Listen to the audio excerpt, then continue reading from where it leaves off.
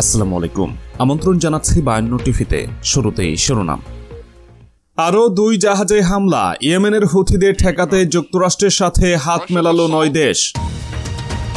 বাংলাদেশের জন্য সুখবর, রোহিঙ্গাদের রাখাইন রাজ্য প্রায় সম্পূর্ণ দখল করল আরাকান আর্মি। এবার বাংলাদেশের রোহিঙ্গারা ফেরত যাবে কি?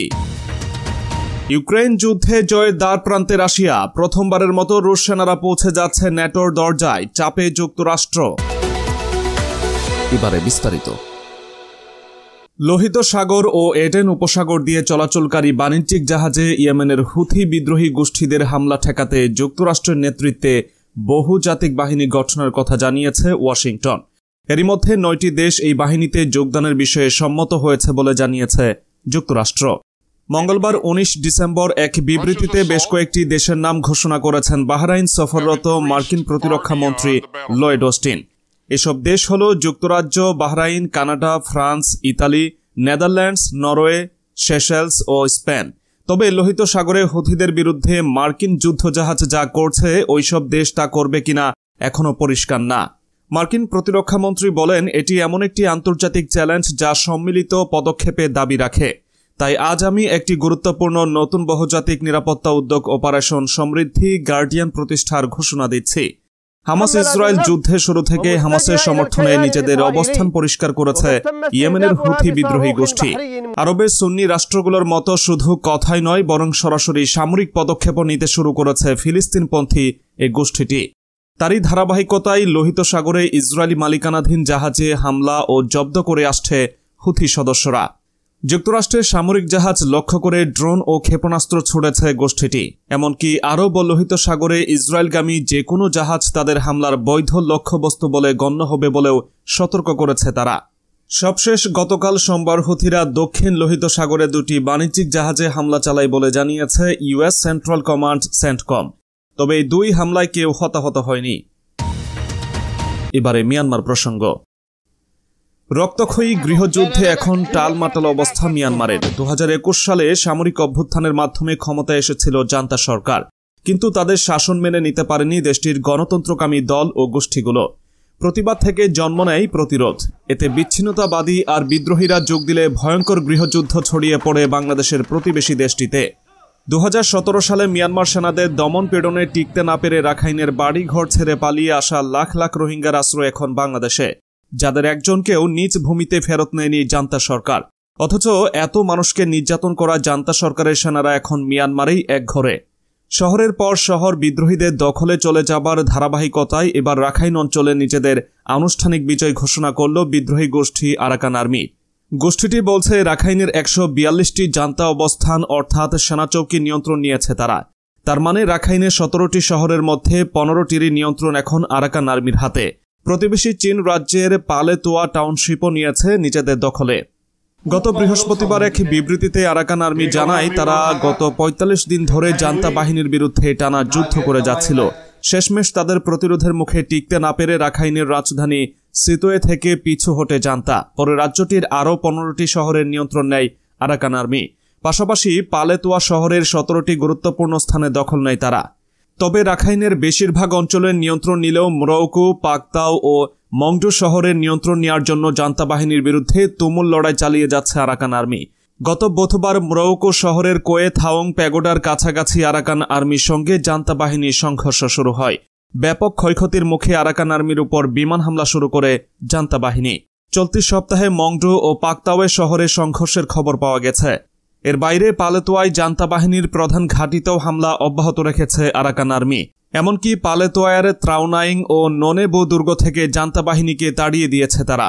ইরাবতী বলছে, জান্তা বাহিনীর বিরুদ্ধে শুধু রাখাইনে নয়, জান্তা বিরোধী বিদ্রোহী গোষ্ঠীগুলো মিয়ানমার জুড়েই বেশ সাফল্য লাভ করছে। শানপ্রদেশের একটি বাণিজ্য কেন্দ্র দখল করেছে জাতিগত সংখ্যালঘু যোদ্ধারা। কয়েকদিন আগে চীন অস্থায়ী যুদ্ধবিরতিতে মধ্যস্থতা করার আশ্বাস দেওয়ার পর গত শনিবার এই ঘোষণা দেয় সংখ্যালঘু যোদ্ধারা। Myanmar Arakan army AA, Myanmar national Democratic alliance army MNDAA এবং তাং ন্যাশনাল লিবারেশন আর্মি TNL এর গঠিত জোট 3 ব্রাদারহুড অ্যালায়েন্স গত অক্টোবরের শেষ দিকে যৌথ আক্রমণ শুরু করে। তারপর থেকে মিয়ানমারের উত্তরাঞ্চলীয় রাজ্য শানে সংঘর্ষ শুরু হয়। 3 ব্রাদারহুড অ্যালায়েন্স বলছে তারা চীনের সঙ্গে বাণিজ্যের জন্য গুরুত্বপূর্ণ সামরিক অবস্থান ও সীমান্ত কেন্দ্রগুলো দখল করেছে। বিশ্লেষকরা বলছেন 2021 সালে ক্ষমতা দখলের পর থেকে এটাই জান্তা বাহিনীর জন্য সবচেয়ে বড় সামরিক চ্যালেঞ্জ। তবে এই অবস্থায় আরাকান আর্মির উত্থান বাংলাদেশের জন্য ইতিবাচক ফলাফলই বয়ে আনতে পারে। ইতিবাচক দিক বিবেচনা করলে জান্তা বিরোধী মিয়ানমারের জাতীয় ঐক্যের সরকার যেহেতু রোহিঙ্গাদের মিয়ানমারের নৃগোষ্ঠী হিসেবে স্বীকৃতি দেয়, তাই আরাকান আর্মি রাখাইনে জান্তা বাহিনীর উপর জয়লাভ ধরে রাখলে এবং জাতীয় ঐক্যের সরকার মিয়ানমারের ক্ষমতায় আসলে হয়তো মিয়ানমারের রোহিঙ্গাদের প্রত্যাবাসন সহজ হবে। এবারে রাশিয়া ইউক্রেন প্রসঙ্গ। পশ্চিমাদের পক্ষ থেকে অনেকে ঢাকঢোল পেটানোর পরেও কাজের বেলায় ইউক্রেনের পাল্টা আক্রমণ মুখ থুবড়ে পড়ে। পশ্চিমা বিশেষজ্ঞরা এই পরিস্থিতিতে অনুধাবন করছেন প্রচুর ক্ষয়ক্ষতি স্বীকার করেও রাশিয়া এ যুদ্ধে জিততে পারে। কি হবে যদি বিপুলভাবে ক্ষতিগ্রস্ত হওয়ার পরেও ইউক্রেনে বিজয় কেতন ওড়ায় রাশিয়া? তাহলে 3 দশকের মধ্যে প্রথমবারের মতন ন্যাটো দেশগুলো সীমান্তে পৌঁছে যাবে রুশ সেনারা। এতে সামরিক জোটটি গুরুতর এক হুমকির সম্মুখীন হবে। যুক্তরাষ্ট্রের একটি অলাভজনক think tank institute of study of war ISW খ্যাতনামা এই গবেষণা প্রতিষ্ঠান মনে করছে উল্লেখিত পরিস্থিতির জোর সম্ভাবনা আছে যদি ইউক্রেনকে সামরিক সহায়তা দান বন্ধ করে যুক্তরাষ্ট্র এবং তারপরে ইউরোপের দেশগুলোও একই পদক্ষেপ নেয়। যুক্তরাষ্ট্রের অভ্যন্তরীণ রাজনীতি এমন উদ্বেগের পেছনে কাজ করেছে। এরই মধ্যে ইউক্রেনের জন্য বরাদ্দ তহবিল নানাভাবে আটকে রাখছেন রিপাবলিকান আইন প্রণেতারা। কিয়েভকে দেওয়া সাহায্য সহযোগিতায় আরও নিয়ন্ত্রণের পক্ষে তারা। দলাদলির এই ফেরে আমেরিকান সমর্থনের নির্ভরযোগ্যতা প্রশ্নের মুখে পড়েছে। এদিকে 2024 সালের নভেম্বরে যুক্তরাষ্ট্রের প্রেসিডেন্ট নির্বাচন। এই নির্বাচনকে কেন্দ্র করেও ইউক্রেনের জন্য দুঃসংবাদ আসতে পারে। বিশেষত ডোনাল্ড ট্রাম্প প্রেসিডেন্ট নির্বাচিত হয়ে হোয়াইট হাউসে ফিরলে এমন আশঙ্কা বাস্তবে রূপ নিতে পারে। ইউক্রেন ও ন্যাটো জোটকে বিপুল সহায়তা দেওয়ার বিরোধী ট্রাম্প, তিনি বরং রাশিয়ার বিরুদ্ধে লড়াইয়ে যুক্তরাষ্ট্রের মিত্রদের পরিত্যাগ করার পক্ষে। ফলে পশ্চিমা দুনিয়ার অনেকের কাছে এসব চিন্তা যতই বিষাদ ঠেকুক, ইউক্রেনে ব্যাপকভাবে সামরিক সহায়তা কমে যাওয়ার সম্ভাব্য ভবিষ্যৎ অনুমানে এখন মনোযোগ দিচ্ছেন বিশেষজ্ঞরা। এর ফলে খার্কিভ, জাপোরিঝিয়া ও খেরসনের মতো যুদ্ধের সম্মুখভাগে ইউক্রেনীয় প্রতিরোধ কতটা টিকে থাকতে পারবে সেই অনুমানও করেছেন তারা। ওয়াশিংটন ডিসি ভিত্তিক ISW এ ধরনের বেশ কিছু দৃশ্যকল্প ভেবে তার ভিত্তিতে বিভিন্ন পরিস্থিতির অনুমান করেছে। সংস্থাটির মতে ইউক্রেন যুদ্ধে বেশিরভাগ মানুষের ধারণার চেয়েও অনেক উচ্চমাত্রার স্বার্থ রয়েছে যুক্তরাষ্ট্রের। The high price of losing Ukraine শীর্ষক তাদের প্রতিবেদনে বলা হয়েছে, কিন্তু যুক্তরাষ্ট্র যদি সমস্ত সামরিক সহায়তা দেওয়া বন্ধ করে এবং ইউরোপও সেই পদাঙ্ক অনুসরণ করে, তাহলে সমগ্র ইউক্রেন দখল হয়ে যাওয়া অসম্ভব নয়। এতে ব্যাপক ক্ষতিগ্রস্ত হওয়ার পরেও বিজয়ী রাশিয়ান সেনাবাহিনী কৃষ্ণ সাগর থেকে উত্তর মেরু সাগর উপকূল পর্যন্ত ন্যাটো জোটভুক্ত দেশগুলোর সীমান্তে চলে আসবে। মার্কিন গোয়েন্দা সূত্রগুলোর বরাত দিয়ে প্রতিবেদনে আরও বলা হয়, 2022 সালের ফেব্রুয়ারিতে মস্কো যে পরিমাণ সেনাশক্তি নিয়ে ইউক্রেনে আগ্রাসন শুরু করেছিল, পশ্চিমাদের সহায়তায় তার 90% ধ্বংস করতে পেরেছে কিয়েভের বাহিনী। তবে ব্যাপক হারে হতাহত হওয়ার পরেও তাদের জায়গায় নতুন সেনা ভর্তি করতে পেরেছে রাশিয়া। একই সঙ্গে সামরিক সরঞ্জামের ঘাটতি মেটাতে নিজেদের শিল্প উৎপাদনকে বাড়িয়ে চলেছে। এভাবে ইউক্রেনে হওয়া ক্ষয়ক্ষতি পুষিয়ে নিতে শুরু করেছে ক্রেমলিন।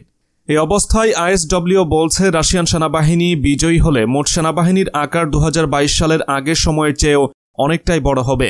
তারা হবে যুদ্ধাভিজ্ঞ একটি বাহিনী। এ অবস্থায় দিনে দিনে পশ্চিমা নিষেধাজ্ঞার প্রভাব কমতে থাকবে এবং তার ফলে মেকানাইজড যুদ্ধে কঠিন লড়াই করে জেতার অভিজ্ঞতার যে শিক্ষা তারা লাভ করেছে, তার সাথে সামঞ্জস্য রেখে একটি দুর্ধর্ষ সেনাবাহিনী গড়ে তুলবে মস্কো। ন্যাটোর সীমান্তে অবস্থান করা এই রুশ সেনাবাহিনী হবে অত্যাধুনিক আকাশ প্রতিরক্ষা ব্যবস্থা সজ্জিত, যা একমাত্র ভেদ করতে পারবে যুক্তরাষ্ট্রের স্টিলথ এবং রাডারকে ফাঁকি দিতে সক্ষম যুদ্ধ বিমান। তবে এসব বিমান বর্তমানে চীনকে মোকাবেলা করতে অনেক বেশি প্রয়োজন আমেরিকার। ফলে রাশিয়ার বিরুদ্ধে বেশি সংখ্যায় স্টিলথ বিমান মোতায়েন করা হয়তো সম্ভব হবে না। ফলে 1990-এর দশকের পরে প্রথমবারের মতন ন্যাটো জোটের বিরুদ্ধে সর্ববৃহৎ প্রচলিত সামরিক হুমকি হয়ে উঠবে রাশিয়া। ISW এর মতে ইউক্রেন ও বেলারুশ পুরোপুরি দখল করে নিলেও রাশিয়ার চেয়ে অপেক্ষাকৃত বহুগুণ শক্তিশালী থাকবে ন্যাটো জোটের মিলিত সামরিক শক্তি। তবুও ইউক্রেনে রাশিয়াকে জিততে দিলে অনেকে যা ধারণা করেন তার চেয়ে চড়া মূল্য চুকাতে হবে বলে উল্লেখ করেছে। কি হবে সেসব মূল্যদান বা সংকট, তাও তুলে ধরেছেন থিঙ্ক ট্যাঙ্কটির বিশেষজ্ঞরা। প্রধানত দুটি পরিস্থিতি উল্লেখ করেন তারা। এগুলো হলো, শক্তিশালী রুশ হুমকি মোকাবেলায় যুক্তরাষ্ট্রকে পূর্ব ইউরোপের নিজ স্থল বাহিনীর উল্লেখযোগ্য একটি অংশকে মোতায়েন রাখতে হবে। এদিকে তাইওয়ানকে রক্ষা করতে এশিয়ায় যত বেশি সম্ভব স্টিলথ যুদ্ধবিমান মোতায়েন রাখতেই হবে যুক্তরাষ্ট্রকে। কিন্তু যুদ্ধে জয়ী রাশিয়ার নতুন হুমকি মোকাবেলায় ইউরোপেও এ ধরনের বিমান সংখ্যা বাড়াতে হবে। এ নিয়ে এক উভয় সংকটে পড়বে পেন্টাগন, আর প্রতিরক্ষা ব্যয়ও বহুগুণে বাড়বে। প্রতিবেদনের সমর বিশেষজ্ঞরা বলেছেন, ইউক্রেনকে হারতে দেওয়ার চেয়ে প্রতিরোধ যুদ্ধ চালিয়ে যেতে সহায়তা দেওয়া যুক্তরাষ্ট্রের জন্য অনেক বেশি সস্তা ও সুবিধাজনক। কিন্তু কোনো ধরনের যুদ্ধবিরতি হলে রাশিয়া সেই সময় ও সুযোগকে কাজে লাগিয়ে নতুন করে শক্তি সঞ্চয় করতে পারবে। এর বিপরীতে কিয়েভের বাহিনী নিজ দেশে যতখানি এলাকা পুনরুদ্ধার করবে, রুশ সেনাদেরও ততটাই পূর্ব দিকে পিছু হটতে হবে। আইএসডব্লিউ বলেছে, প্রথমে ইউক্রেনকে জিততে সহায়তা করা এবং তারপর যুদ্ধবিধ্বস্ত দেশটি পুনর্গঠনের দিকে মনোযোগ দেওয়াই হবে সেরা কৌশল।